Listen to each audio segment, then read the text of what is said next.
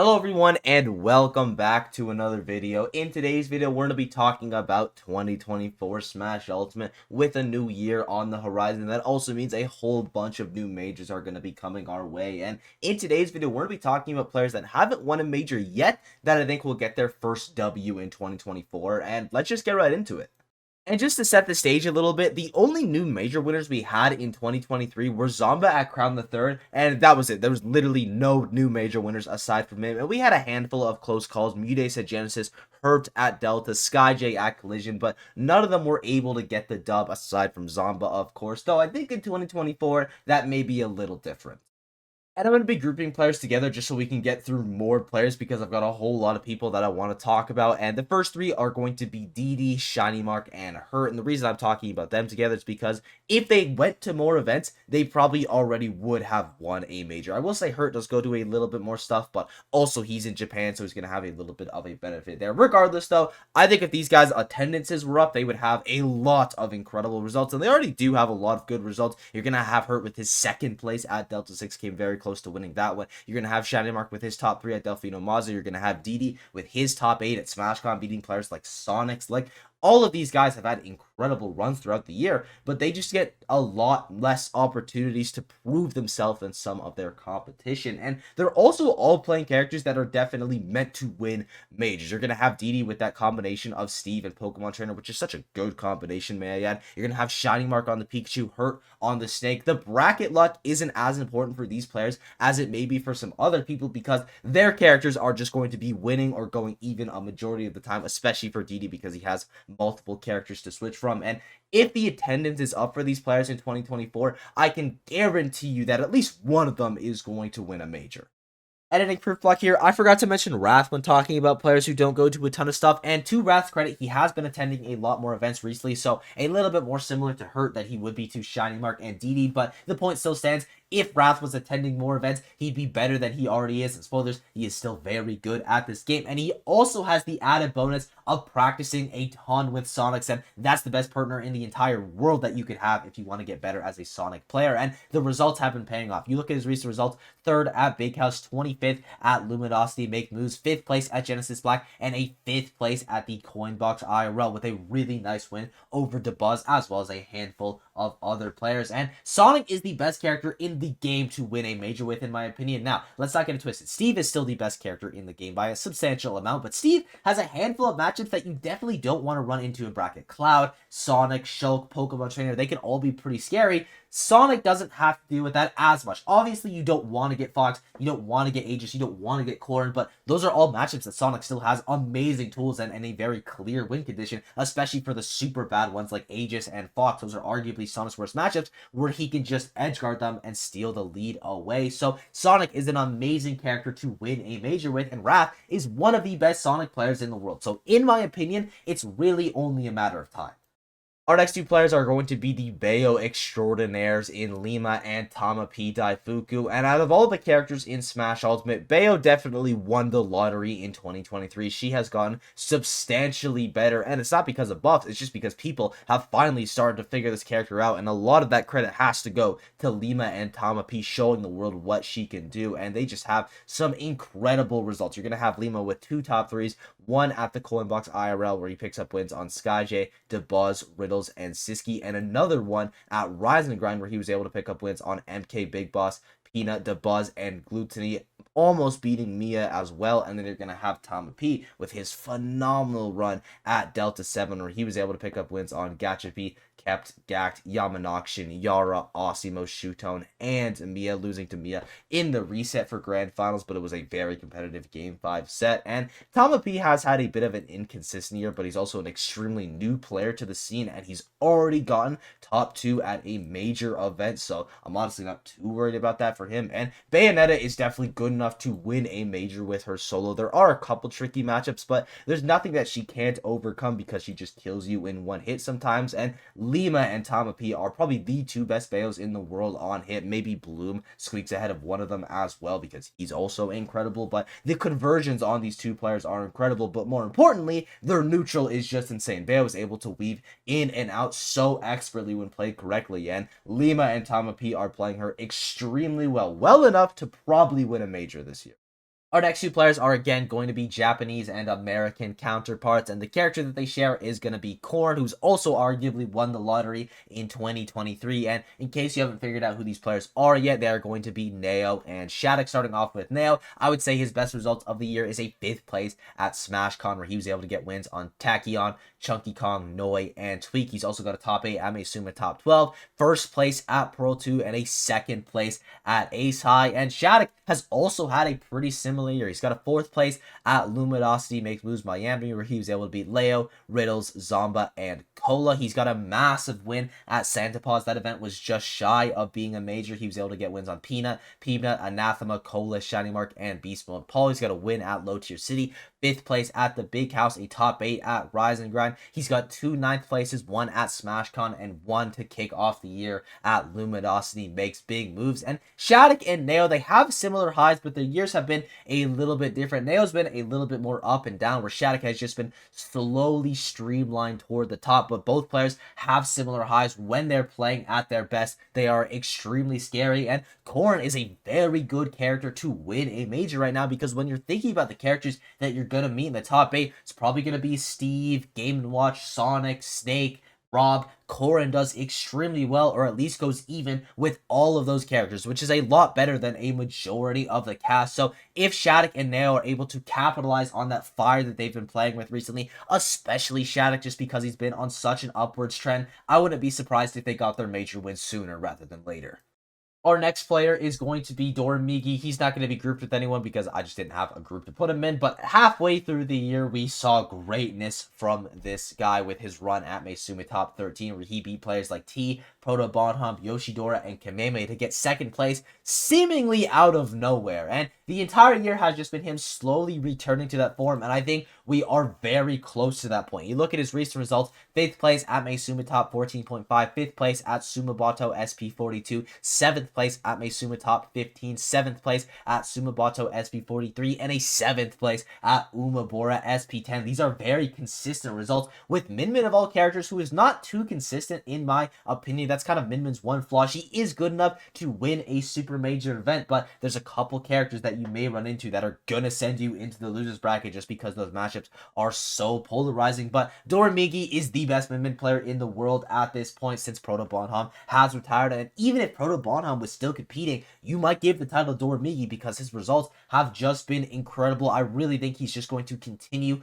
on this upward trend until he meets that 2nd place that he was able to get halfway through the year. No, not till he meets it, till he beats that 2nd place that he was able to get halfway through the year. It's really only a matter of time, because the stuff that this guy does with Min Min is incredible. Editing group block here. This was recorded before Kowloon 9, where Dormigi got 5th place and beat Gluttony. I just want to put that out there.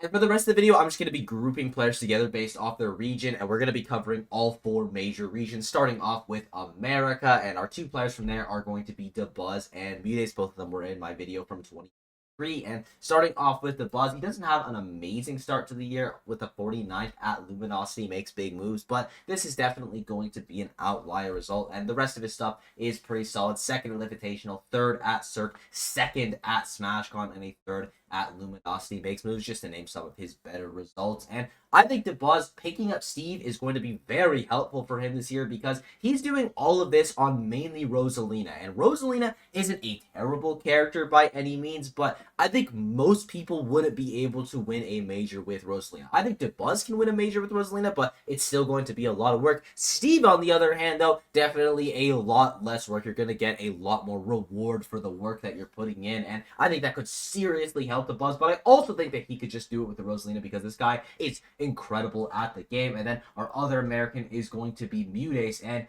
he has improved so much in 2023. He's fixed a lot of his consistency issues that you're seeing him have in 2022. He's just been a lot better since the Japan trip that he went on, and the combo stuff that he's been doing makes his ceiling arguably the highest in Smash Ultimate. And I know that feels crazy to say, but I truly believe it. When Mutes is playing at his best, he looks like the best player in the world. He's just touch of deathing people. His neutral is so solid. He has some of the best movement in Smash Ultimate, and a lot of that is going to be due to the Peach Float just giving him amazing movement, but you got to be able to utilize it as well. When we're looking at his results, he's got a 4th at Rise and Grind, 5th at Luminosity, Make Moves Miami, 7th place at Port Priority. I think if Vides is able to have one run where he's just hitting his combos, he's playing at his peak for the entire tournament, he's just going to win. And in career block here, I completely blanked on Kurama. He should definitely be on this list. And to be honest, I don't think he had an incredible 2023. And obviously, he still has some good results. But when you're comparing them to his 2022, they aren't as strong. But I think in 2024, he's going to get out of that little slump. And fundamentally, Kurama is one of the best players in this game. His movement, his decision-making, his conversions are some of the best in the world. Undeniably the best Mario player. Though Snow has gotten very, very good. Got to give him a little bit of a shout. But I think if Kurama can get his mojo back and just have one event where he's playing at his best, he's hitting his combos, and he's trusting his decision making, he'll take it home. On to the next region, which is going to be Mexico, and our two players are SkyJ and Meister. And if you watched last year's video, you notice a bit of a difference in this one is that I've been talking a lot more about what characters these people are playing, because I think if you went a couple years ago, you could win a major with pretty much any character in this game if you had a good enough bracket. In current Smash Ultimate, I don't think that's the case. I think you need not only a good bracket, but you need to be playing one of the higher echelon characters in this game, and Incineroar is not a character that falls into the can win a major category. But SkyJ, on the other hand, this guy is a little bit different. He has the best Incineroar in the world, and it's really not even close, and his results show. He's got a 7th place at Maizuma Top 14.5, 17th at Port Priority 8, and to kick off the new year, he's got a 5th place at Luminosity, Makes Big Moves. If SkyJ gets the right bracket, and it doesn't even need to be a bunch of good matchups, because he can win the really bad matchups. He took Sonics to Game 5, for example. He can definitely win one of these big events. He's just such a scary player, and once he gets your hands on you, even if you're playing one of the best characters in this game, he's still going to absolutely maul you. So SkyJ definitely has a chance. I think that of all the players that I've mentioned so far, the bracket matters the most for him, just because he's playing a garbage character relative to the good characters in this game. Obviously, Incineroar isn't that bad, but you know what I'm saying. Let's talk about Meister, though, and he's definitely not on a bad character. Game & Watch can do it all, and if you look at Meister's results, he is doing it all. He's got a 7th at Luminosity, Make Moves Miami, 17th at Port Priority, 7th at the Coinbox IRL, and also gets 5th place at Luminosity, Makes Big Moves. Meister has had a little bit of a dip in 2023, hasn't been going to as much stuff, and if you look at the start of the year, he actually had some really solid results, like his collision run, for example. He was able to get a super solid 4th place there, and I just need to see those highs from Meister. I know it is still in there. He is a very good player, and as I mentioned, Game & Watch is definitely a character where you can solo win a major. The only problem for Meister is he's got a couple brick wall matchups where we're actually just talking about his opponents. He doesn't do super well versus Leo, Spargo, Sonics. Those are the guys that you're going to have to meet in the grand finals, but that doesn't mean that he can't overcome those matchups, and I think he will start to overcome those matchups in 2024. The Game & Watch advantage state is just so oppressive that you really only need 1 or 2 hits to actually steal a stock, and I think Meister has what it takes to take a big event home. Our next region is going to be Europe, and our 3 players are Rathlow, Siski, and Tarek. Starting off with Rathlow, who's got some really solid results. 13th at SmashCon, 5th place at Terra, 3rd place at UFA. And with those results in mind, I want you all to know, I think this player is nowhere near his ceiling. I think Rathlow has so much potential, and he's already got some incredible results. He's got wins on players like Leo, Blutzny, Bloom Forever, Yoshidora. These are the types of people that you will be meeting in the grand finals of a major event. And Rathlow also is going to have that character combination of Samus and Palutena, which is very lethal. It has been a lot more Palutena recently, but solo Palu can definitely still win a major despite what Twitter tells you. And I think if Rathlow gets the opportunity to travel outside of region more, he is going to get a lot better, because Europe has gotten so much better in 2023, but there's still towards the weaker half of the regions, especially when compared to America and Japan. But we saw Rathlow getting an opportunity to go to Japan when he had his Umebura trip, ends up getting 33rd at that event, which is pretty solid. And I just think traveling outside of region is going to help you substantially, because you get to play against different characters, you get to play against different play styles, and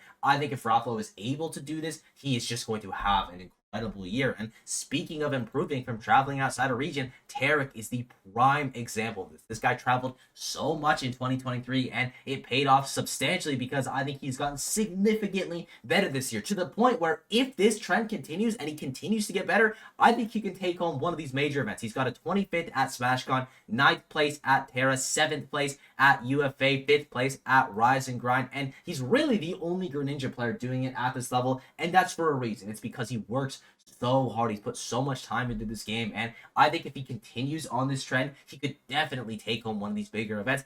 Our final European is going to be Siski, and unlike Tarek and Raflo, who are on this list, because I can see the trajectory that they're on, and within a couple months, I think they'll be good enough to be able to take a major. Siski is already on that level, and his results prove it. He's got a 9th place at Terra, 2nd place at UFA, 4th place at the Coinbox IRL. He's arguably the best Samus in the world, and you could definitely win a major with Samus. And I say he's arguably the best Samus because Yara is one very, very good, and you'll see him in just a second. But Yara also has a lot more opportunities being from Japan, and that's kind of the main downside of being from Europe. Unfortunately, there's just not as many major events. They only had 3 majors in Europe for 2023, and only one of them was a super major. Now, they do have a lot of regionals. It's not like there's a dead scene in Europe. There's a very competitive scene in Europe, but it's just unfortunately so spread out that you don't get these massive events. Now, hopefully in 2024, that's not going to be the case, and instead of Europe going to the talent, we can actually bring the talent to Europe, like King Khan, for example. I think is going to be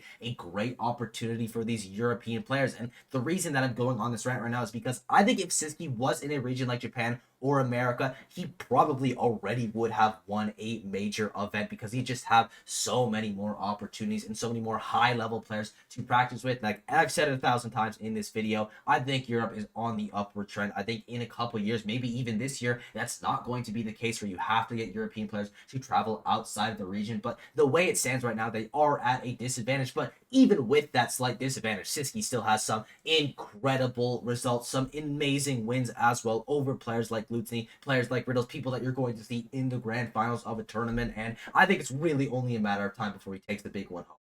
Our final region is going to be Japan, and my 3 players are Yara, Tsubaki, and Osimo, starting off with Tsubaki, and he's kind of in a similar spot to Tarek and Raflo, where he just has so much potential, and I think if he's able to reach that potential, he's going to be able to take one of these major events. And he's already got some amazing results. 3rd at Subigeki 14, 5th at Altcore, Amesumin top 14, 9th place at Kaguribi 11. He was able to win a Tamasuma over Shutone, and he destroyed Shutone, 6-0'd him in the winners finals and the grand finals. And a player that can 6-0 Shutone is definitely a player that can win major events. And Tsubaki is a little bit inconsistent, but you don't need to be consistent to win a major. You just need to be playing at your best on that one day, and Tsubaki at his best is just incredible. Some of the best Joker gameplay I have ever seen, by far the best Joker gun usage I have ever seen, and that's definitely going to be the crux of the character. I think if Tsubaki just has one tournament where he is feeling himself, he could absolutely take.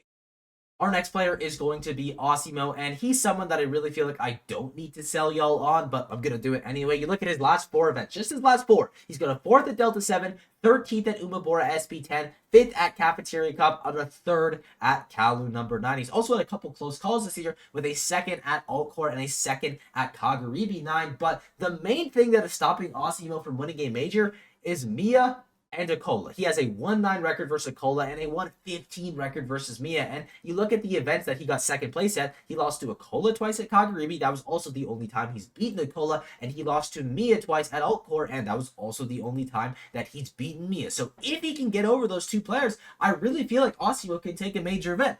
But that's the problem, getting over those 2 players. Not only are they hard matchups for Ryu, and I should say I think Ryu is good enough to solo win a major with, but they're also arguably players that are top 2 in the world. Now, he's not going to be running into Mia and Akola every single time, but those are 2 very bad brick wall matchups that you're often going to be running into in these later parts of the bracket, especially at Japanese events. And if he's able to overcome them, again, it doesn't need to be every single time. He just needs to win 1 or 2 sets. I think Osimo has a real shot. And if Akola and Mia aren't at the event, he's just going to win it for free.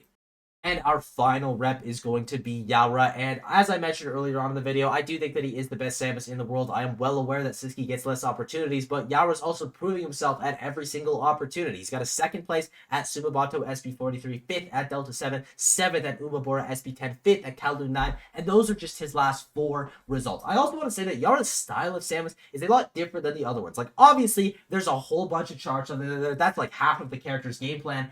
But when it comes to the nitty-gritty, the scrappy parts of the gameplay, Yaura is by far the best Samus player in the world. He just be throwing out these haymaker down airs and back airs. He's so aggressive, so confident in his decision-making, and I think that's the thing that is separating him from a majority of the Samus players. Obviously, his mid-range and long-range gameplay is still incredible, but it's the up-close and personal stuff where Yaura really shines, and I think it's only a matter of time before he takes on the big.